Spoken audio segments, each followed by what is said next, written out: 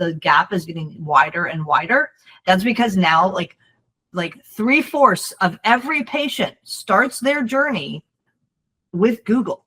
That is a crazy number, which means if you're not showing up on that front page of Google or with those AI snippets or something like that, you don't have a chance in hell of getting found.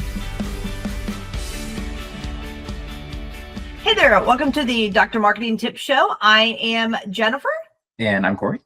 Today we're talking about one of my favorite reports that comes out every single year, and that is the Ganey Healthcare Consumer Experience. And this one is for 2025. And I love it because the first one came out, I don't know, 4 or 5 years ago. We started tracking the data of how patients are choosing healthcare providers. And we've really seen it over the years really evolve. And this past year, I was like giddy with anticipation because I knew that the way that patients are finding our practices, we felt like there was a shift that was happening because of AI, but now the reports come out and it's exactly what we thought. And, they survey over 1,000 healthcare consumers who researched their providers in the last year. So I feel like this data is good data that everybody needs to be paying attention to.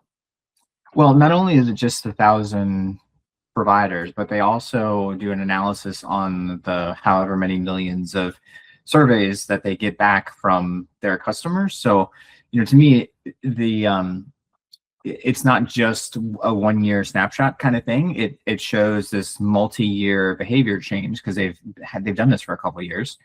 And so it's important that when they're talking about a shift in 2025, it's backed by a couple of years of data to say that it's legitimate.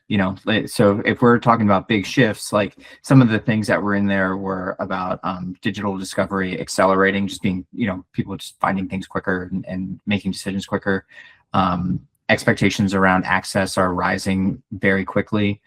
AI is moving into the mainstream. Loyalty is driven more by experience and trust than cost. All of those things. If those are the big talking points, that to me says that's what should be guiding all of our conversations, regardless of what practice you're in, what specialty, what level. Yeah, totally. And when I will say, like, when I go out and speak, last year I spoke at a couple of the national conferences for MGMA. I oftentimes will root I will ground the entire talk around the data that we get from this one set of surveys. So this is great because now we can start, when we're going out and having these conversations in this next year or this year, this data is really shaping what we're doing from a marketing perspective.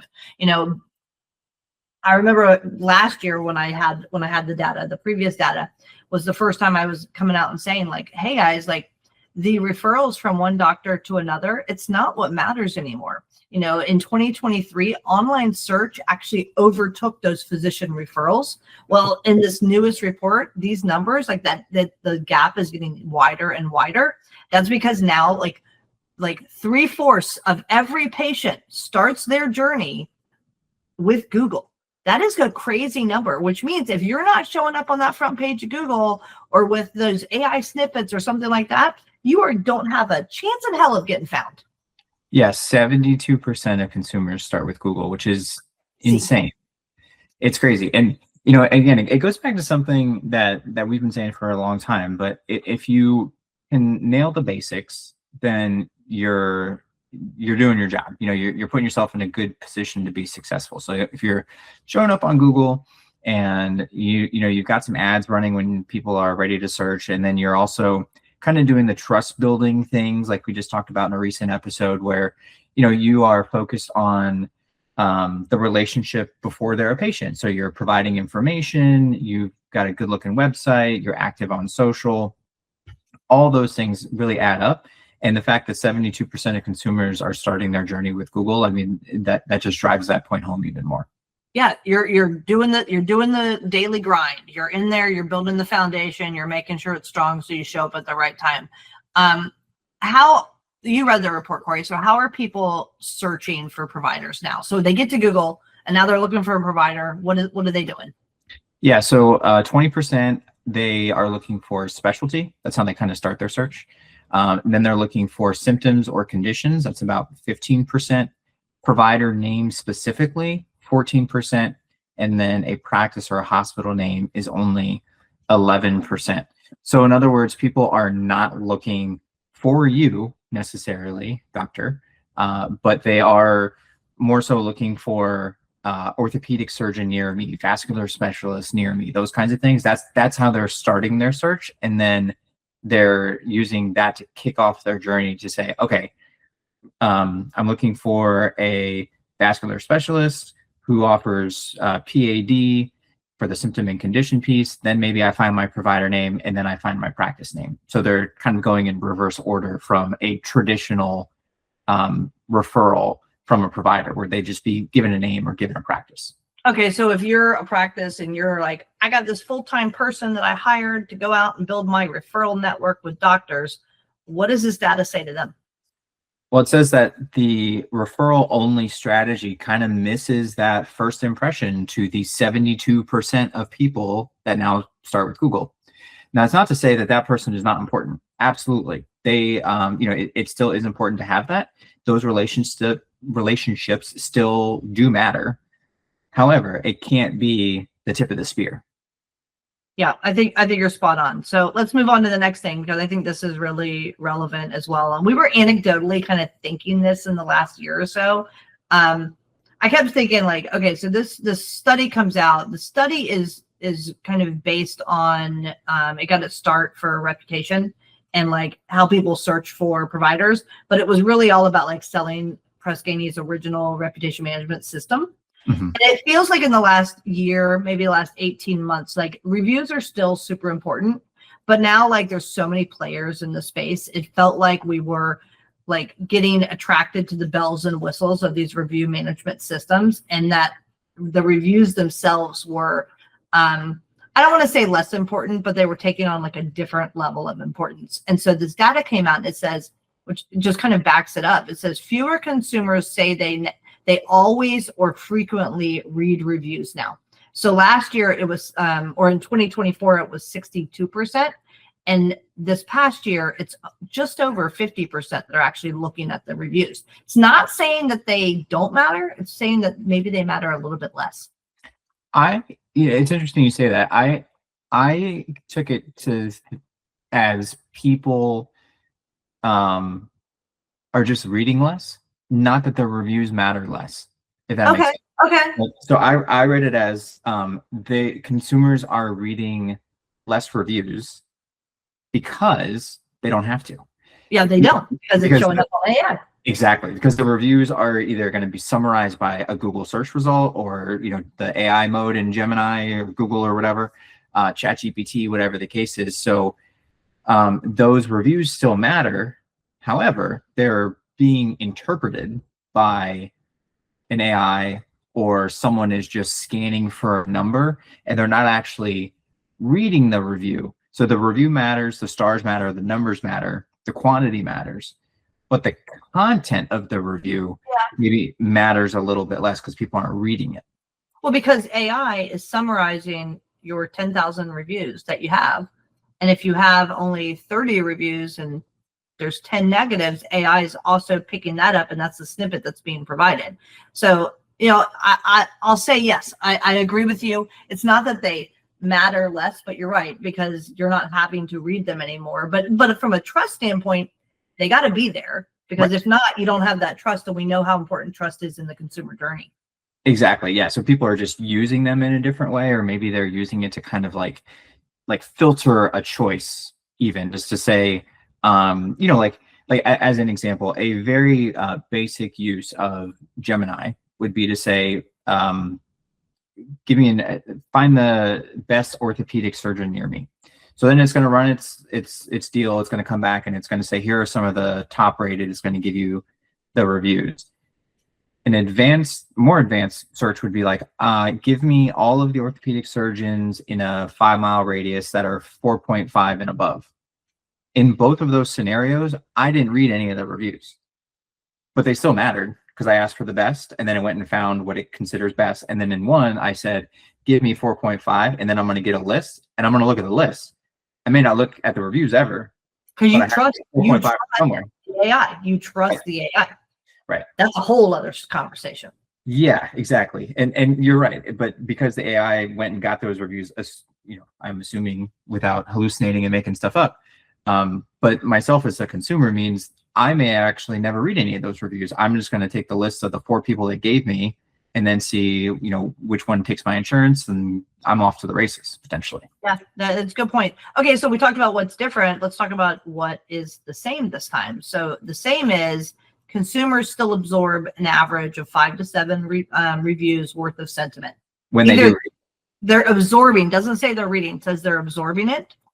84% of us would reconsider a provider if they have less than 4 stars.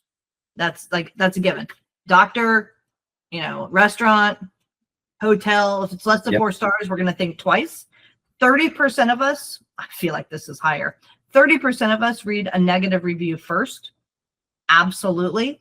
25% of us say how a practice responds matters actually more than the review itself, which tells me, doctor, if you're not responding to the reviews, you're leaving you're leaving things on the table. Like you're leaving those opportunities there. That is the easiest thing. So whoever's doing your reputation management should have a system in place to respond to the positives and the negatives. Mm-hmm. And this actually I believe this too. Almost 70% of people, of your patients, will leave a review if you ask them to. Yeah, I think that we see that in a couple of different ways. If and I'm curious what they mean by ask, because I know that if you send out a text message, that number's it's probably not 70, but it is a higher amount than if you just put a sign up at the practice. But if the provider asks, or if the care coordinator asks before that person walks out the door, and I would say, yeah, 69% sounds right. I believe that. And so why do those things matter? I think it goes back to kind of what we were just talking about. It's not that reviews have lost influence. It's just that they've moved around in the decision process, and the way that they're kind of absorbed or synthesized, however you want to say it, it's just a little bit different. And in some cases, not all, but in some cases, AI acts as the first reviewer, where 2 years ago, that 100% would not have been the case. And so because of that, patients kind of form these opinions before visiting a website, which that I think has been the case for a couple of years, since the rise of reviews. I would say that they do 100% play into kind of preconceived notions before a patient even visits a website, or definitely before they visit the office. And so to me, that says that this idea of passive reputation management, really it's a visibility risk. If you're not managing reviews, in other words, the algorithms are. So they're doing it in a different way. They're doing it faster, and they're doing it before the patients even hit your website. So yeah, so reviews matter tremendously. It's just the way that you get there is maybe a little bit different than it was even a couple of years ago. Yeah. All right, so we've talked a lot about AI. Let's talk about AI in search. And it's gone from kind of like us getting excited about it to it's now kind of the norm. And the data within the survey says this too. Yeah, it says nearly 1 in 5 consumers have used AI to find care somehow, and about 81% say they feel comfortable using AI tools for a healthcare search. So in those examples I mentioned earlier, I mean, that's I think the prime case in how people kind of start their journey, and that number's only gonna grow. Another thing that they mentioned in there was that the top trust builders for AI generated results include positive reviews. I think that's an obvious. Provider website citations, and then specialty credentials and expertise. So in other words, you need to have good reviews, but then on your website, you need to have all your T's crossed and your I's dotted to say that you've done the right thing, from schema markup and you've got internal and external links, and all of the credentials are listed correctly. All of the addresses, phone numbers, all that is also listed correctly, because what AI is trying to do is provide the best answer in the fastest way possible, just like search engines have been trying to do for years. It's the same stuff. It's just AI is aggregating that info together and spitting it out in a different way. Yeah, I think you're right, and I think that doctors have a leg up here, because you can use real data on your website to, basically like be like candy for the search engine, whether it's AI or Google or whoever. What your readmission rates are, what your success rates are, all of that stuff. That there's clinical research to back up something on your website, and when you're building up that authority, AI, we don't know 100%, but what we're seeing is that AI is bringing those websites higher up in the snippets. So if you have more reviews, if you have more of all that really strong juice, it gives you that much more of a likelihood that you're going to be found first. Right. Yeah, exactly. AI is just kind of rewarding those fundamentals, the clean profiles, the positioning, the strong reviews, all that stuff. It surfaces it in a different way. Yeah, and I feel like every time there's a new trend out there, we kind of come back to this. If you have a strong foundation and everything you're doing, like you're paying attention to it, you're, dotting the I's and crossing the T's, you're going to be okay. You just may have to make a minor shift. One of the biggest shifts that we saw in this report is related to access and scheduling, which is something that every practice out there needs to be paying attention to. Yeah, I was just having a discussion with a large behavioral health group about this yesterday. Actually, we were talking about how can we, what do we do next to improve our website? We just got this new thing launched. What's next? And I said the number one thing that we have to do is focus. Yeah, the number one thing is focus on conversions. And how do we do that?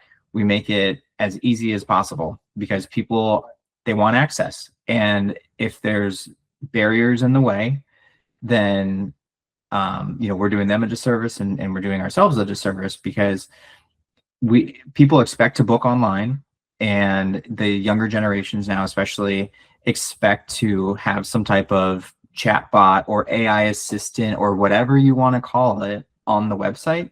Maybe you can't book there, but you have that functionality piece. And scheduling, the report says this, is the number one frustration from patients. And if you don't have an easy way to schedule, request an appointment, directly book, whatever it is, then you're really going to fall behind the competition very quickly. Yeah, I'm with you, and I think it's fun that you say younger people. It says millennials, from 27 to 37% of millennials say they won't book without online scheduling. Mm-hmm. Millennials are 40 years old plus now. Yeah. They're right there. And Gen Z, which is the younger generation, it's almost 40%. If you don't have online scheduling, they're moving on to the next thing, which is huge. So, the current reality is that, half of us prefer to schedule online. I would say more than half of us.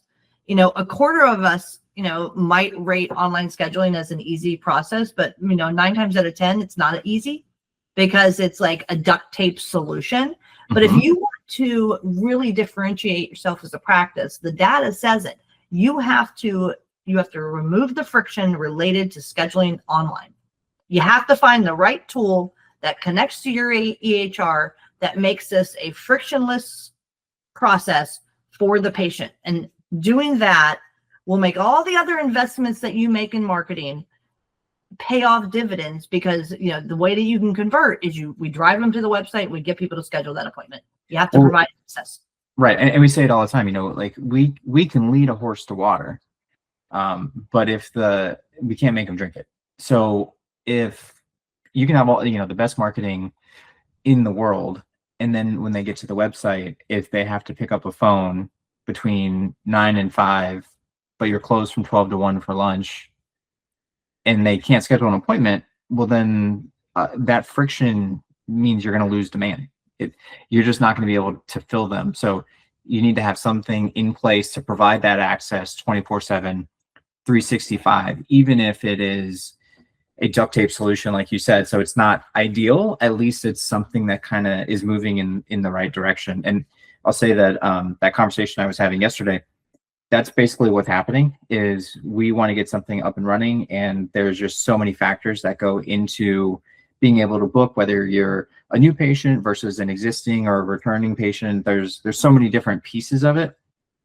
And yeah, we want something on the website where you don't have to leave and you can book and all these other things. But the reality is that's tough. And so we're making it work so that we can provide that access, and we're going to build the plane as it's taking off. Yeah, we say that phrase all the time. We're building the plane as it's taking off, and we're ripping off the tape and trying to make it work. I say it daily. All the time. Yep. All right, so this is something else we say a lot recently, especially, is we're talking about safety and trust online. Data came out and it said that 85% of people factor perceived safety into their care decisions. And I think part of this comes from, it's just like, just an odd time in the world right now. And trust really has to be earned. People don't just give it freely. I mean, and you're not sure if what you're seeing or reading or hearing is something that's correct. And so, trust and safety really do matter. Nearly a third of people say that safety matters a great deal. And if they feel safe at your practice or with your person or with what they're looking at or through the reviews, 85% of patients are likely to recommend you.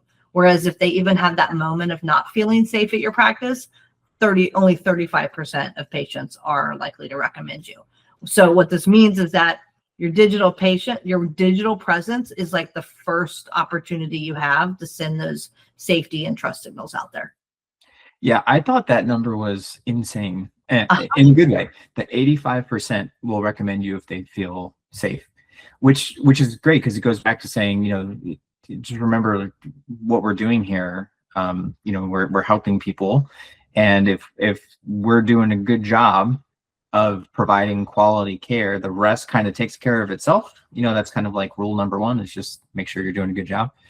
But yeah, I mean, 85% if they feel safe, that was huge. And I agree that first safety impression is now kind of formed by the Google listing or your website or your content or whatever. And like we say all the time, if you can nail those things and you can build that trust before they need you, that helps make that decision so much easier. And then when they get to your website, like we just said a second ago, if it's easy to schedule, you've removed all the friction points, and that's how you can get more patients. Yeah, and there's no reason to have it like, you can't control everything, but the reality is when a patient walks into your office, you don't want them thinking about that negative review or, or that one review that said, oh, there was trash on the floor, or I saw a needle at the front door, whatever it is. Like, it's the same type of thing. Like, control what you can control. You can control the listings about your practice for the most part. You can control, your website, and if you've got your information current, you can control that messaging. You don't need to give them a reason to talk about you. You're going to give them plenty of reasons after they come to your practice. You don't need to let them have some preconceived notion before they even walk in the door. That's part of that trust building. Like, you want to don't give them a reason not to trust you. You're the best reason to get them to trust you. So don't let all the other factors play into it. Yeah, agreed. And that kind of goes along with the next piece of it too, is that one of the main loyalty drivers used to be cost or value, but that has dropped out of top loyalty drivers according to the survey. So now top loyalty drivers are quality of customer service, staff interaction, that's 50%. Appointment availability, 49%. Pre and post appointment communication, 45%. Cleanliness, 44%. Bedside manner, 41%. So in other words, cost has dropped out of this, and instead the customer service, the experience is at 50%, which is the highest rated on the survey. So in other words, patients kind of assume that there's a baseline of access and affordability, and then what keeps them loyal are the things that you actually can control: how they're treated, how quickly they're seen, how clearly you communicate. So even as prices potentially are about to be upended or whatever's about to happen, and you can't control costs, and there's rising fees with whatever, you can control the experience. And if you can do that, that can be a real differentiator. Yeah. And, control the things you can control. Sometimes things, in a world where everything seems out of control the things you can control. Yeah. So I think let's get to some key takeaways for everybody. I think the first key takeaway for me, at least, is we, as practices, we need to be visible where patients start searching for us. And what that means is we got to be visible on that front page of Google, and we got to be visible enough that AI is picking up our snippets and feeding them back to the patient. 72% start on Google. I just want That's to say great. that. And if 1 in 5 are already using AI, then the visibility there is not optional. That's where the new funnel kind of starts. So let me give you, let me test you out here, Corey. So when the next doctor comes to you and says, "Hey, I don't understand. Why are we not focusing on Bing?" What are you going to say? 72% start on Google. Isn't it the truth? And we do get that question all the time. All right. Yeah. So the next kind of key takeaway is, look, if you can do something, the thing that you want to be doing is reduce the access and the friction wherever you can, especially when it comes to your online scheduling. If you are not doing online scheduling right now, you are like back in the 1980s at this point. You got to get the online scheduling going, because it's all about access and patients being able to get into your practice. But also, it's 11 o'clock at night and they're scheduling the kid's doctor's appointment for the next day. And if you don't offer that, you've lost that patient to the next practice. Yeah. And again, this data comes from, I think they said it was 1,000 additional. It's 1,000 consumers every year they do the data for. And on top of that, they also basically like scrape all the millions of reviews that they get back. So if scheduling is the top frustration from millions of people, and these online expectations, like we were talking about, are rising so fast, every improvement here is going to pay off in conversion. Yeah, totally. So what's the next takeaway? The next one was actively collect and respond to reviews. So if you think about it, one of the earlier stats was that 69% of consumers will leave a review if asked directly.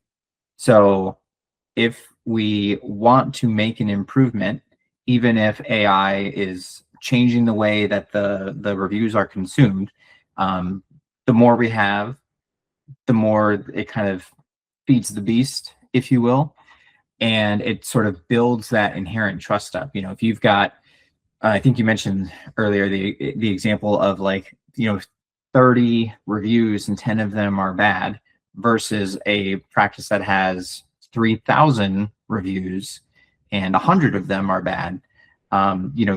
These apples to apples, you're probably going to pick the one with 3,000. So as we actively collect and respond to these things and show people that are looking that we do care, that's going to make a difference to patients. And if you don't care, then fake it till you make it, and you should be responding anyway. Back to the AI snippets related to reviews, something I noticed recently, I was looking up one of our practices. It was an ortho group. And I can't remember what I was searching for, but the AI the snippet came back with not talking about the practice, like from a patient perspective. It came back and said, this practice is highly rated by patients. Employees, however, it gave me this whole thing. Employees cite micromanagement, hostility in the workplace, blah, blah, blah.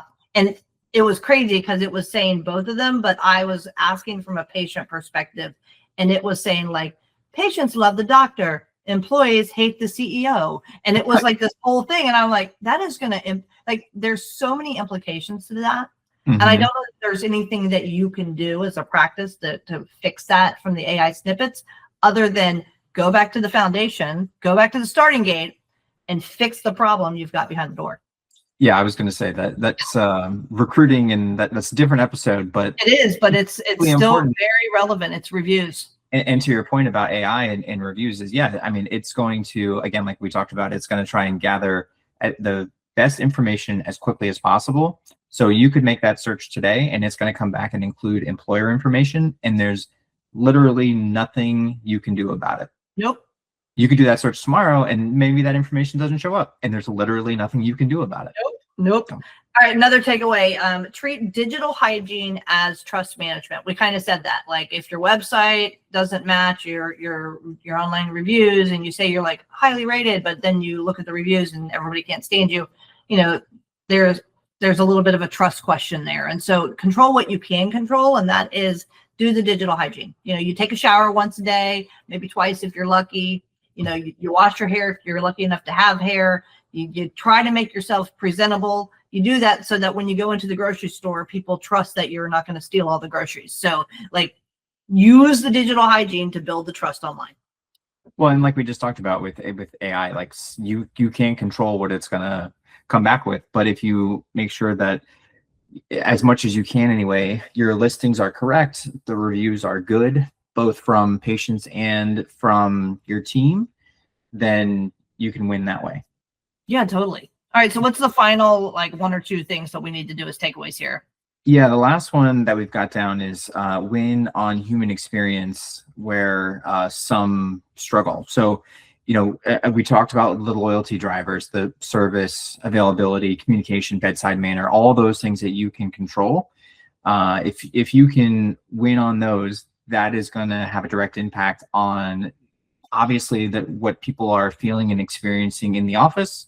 That's going to improve word of mouth when they leave. That's going to improve the digital hygiene when they go to leave a review. So nothing but positive effects if you can win on that human experience piece. Yeah, which is what that's what doctors do. You have pretty good bedside manner and patients love you. So, lean into that, because for most of us, but lean into it, because that is the biggest differentiator. I think at the end of the day, look, these Press Ganey studies are fabulous. They give us great insight into how consumer trends and purchase decisions or selection decisions are changing over time. But none of these are emerging trends. These are compounding behaviors. This is like every year we're moving a little bit away from what it was in the past to where it is in the future. And different generations are coming in. These are digital first generations. The expectation is different. Doctor, you got to step up your game, because practices that adapt now are creating the long-term advantage for later on. And so lean into the data, because this data is telling us where the puck is headed, and we got to get to there. Yeah, exactly. And again, there's some things you can control. There's some things you can't. But I think if you use some of these big takeaways as kind of guardrails and just steps, like a framework on how you can make some improvements, then you're going to create a long-term advantage just by doing the right things. That's right. Always. All right. With that, I'm Jennifer. I'm Corey. We'll see you next time on the Dr. Marketing Tips Show. Thanks a bunch. Bye, guys. Bye. If you want more like this, hit like and subscribe so you'll always be alerted to new episodes when they come out. And if you want information about us, visit us over at insightmg.com. That's insightmg.com. We'll see you on the next episode.